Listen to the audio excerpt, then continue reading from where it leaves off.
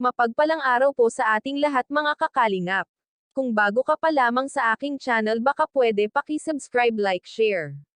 At huwag kalimutan suportahan ang ama ng ating Kalingap Rab, na si Val Santos Matubang. Hiling ko lamang po ay pataposan ang aking video para malaman nilalaman nito. Erica Lumantes, nakita naman sa letrato. Ano mga kakalingap na may kinakasama na ito? Ang tanong, sino ba ito? Hindi kaya si Sir June A na wow, mukhang may amat itong na jackpot ni Erica mga kakalingap. Ano, sana wag siyang magsisi sa huli mga kakalingap. Ezo, ano kaya ang reaction kung makita niya itong letrato nila Erica? Pero medyo di nagpapakita si Erica masyado sa camera, medyo antad siya.